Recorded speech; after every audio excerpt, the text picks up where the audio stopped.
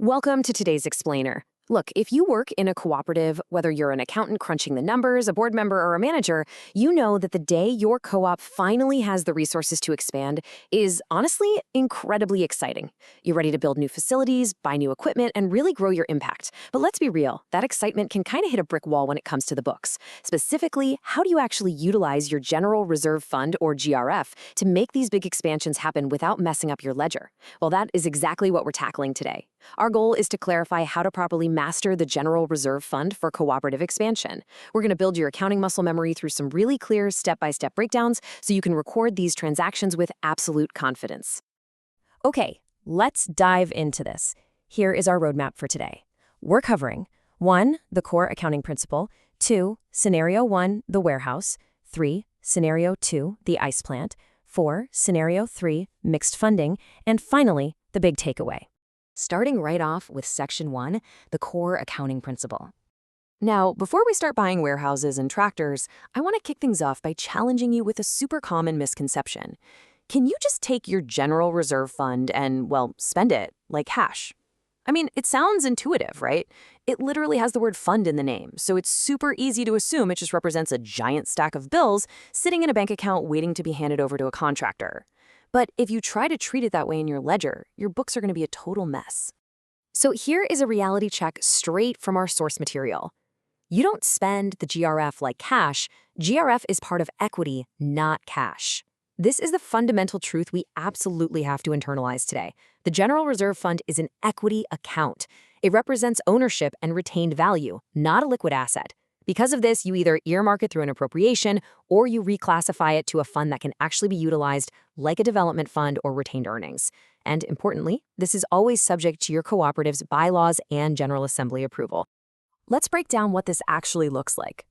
The incorrect approach, the shortcut a lot of people try to take, is to simply debit the General Reserve Fund and credit cash. You absolutely cannot do that. It violates the basic principles of accounting because you're mixing an equity account directly with an asset expenditure in a single unlinked motion. It just doesn't work. Instead, the proper approach is to first reclassify the GRF, and then, as a completely separate action, record the actual asset acquisition using cash. Basically, it all boils down to a strict two-step dance. Step 1, reclassify or appropriate the GRF. Think of this as shifting your equity from a locked reserve status into an active project status. Step 2, record the actual asset acquisition using your cash. Step 1 moves the equity. Step 2 moves the money. These two simple steps are the golden rules we're going to be applying repeatedly across our case studies today. Let's see how this builds in the real world. Section 2, Scenario 1, the warehouse. Picture this. We're working with a thriving agricultural cooperative. They've been growing steadily, their harvests are huge, and they urgently need a brand new warehouse to store everything. Here is the deal with the numbers. The cooperative plans to build a warehouse that's going to cost exactly 300,000 pesos. We check our balance sheet, and thankfully our General Reserve Fund balance sits comfortably at 500,000 pesos. Finally, and this is absolutely crucial, the General Assembly has officially approved using the GRF for this expansion project. We've got the mandate, we've got the equity cover, so how do we actually book it? Now, what's really interesting here is how clearly our two-step rule separates the intention from the transaction. Step 1, we reclassify the equity. We debit the General Reserve Fund for $300,000, which reduces that specific equity account, and we credit the development fund, or retained earnings appropriated, for that same $300,000. This sets aside the GRF portion for the project. Then we move to Step 2 to record the actual construction payment. We debit our shiny new asset, the building or warehouse, for $300,000, and we credit cash for $300,000. That reflects the actual money leaving our bank account to pay the builders. So what's the net result? It's perfectly balanced. Your total assets increase because, hey, you now own a warehouse. Your cash decreases because you paid for it. Meanwhile, your General Reserve Fund is reduced, sure, but that value didn't magically leave your cooperative. It just shifted within your equity over to the development fund. All right, let's turn up the heat, or maybe cool it down a bit. Section 3, Scenario 2, the ice plant. We're leaving the farms and heading over to a fisheries cooperative. They've got a brilliant business plan to build a massive ice plant to preserve their daily catch. But this time around, the financial setup is a little bit trickier. Let's look at the specs. The cost of this new ice plant is 800,000 pesos. However, when we look at our equity, the available General Reserve Fund is only 600,000 pesos. Uh-oh, The asset costs more than the reserve we actually have available. Now, the cooperative has enough actual cash in the bank to pay for the whole thing, but from an equity standpoint, the GRF can only cover $600,000. The remaining balance will just be funded directly from their operational cash. Let's walk through how to handle this. We stick to our trusty two-step process, but pay close attention to the amounts. In step 1, we reclassify the GRF portion. We can only reclassify what we actually have. So we debit the General Reserve Fund for its maximum available $600,000, and we credit the Development Fund for $600,000. But when we jump to step 2 to record the actual purchase, the asset isn't $600,000, it's $800,000.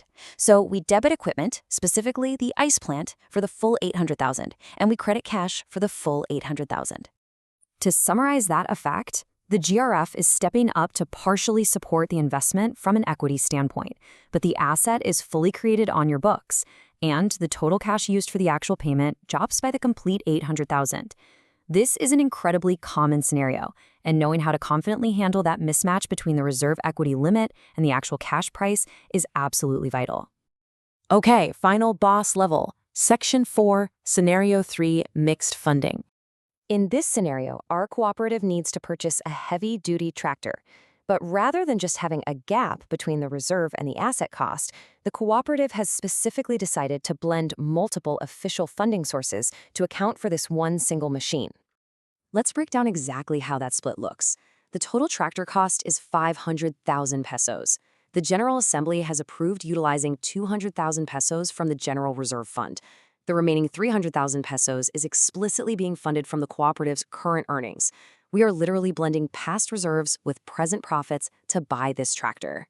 And this brilliantly illustrates why our rule is so foolproof. For step 1, you only reclassify the specific portion coming from the GRF.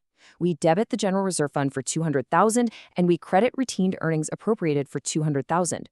You don't do an equity reclassification for the current earnings portion here because it's already part of your unappropriated retained earnings pool. Then, in step 2, you record the massive piece of equipment you just bought. You debit equipment, the tractor, for the full 500,000, and you credit cash for the full 500,000. The cash pays for the whole shebang, while the internal equity shift simply notes that 200,000 of that value was sponsored by the GRF. We have covered a lot of ground today.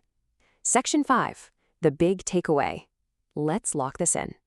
If you take absolutely nothing else away from this explainer, please remember this golden rule. Always reclassify the equity first, then record the asset using cash.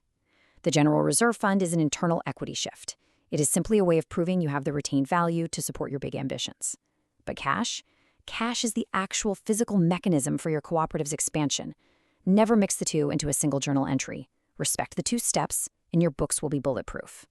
So, I'll leave you with this to chew on. How will you properly apply this 2-step process to balance the books on your cooperative's next big expansion? Whether it's a 300,000 peso warehouse or a mixed-funded tractor, you now have the exact blueprint to map those ambitious real-world goals straight into pristine accounting reality. Keep learning, keep organizing, and I'll catch you in the next explainer.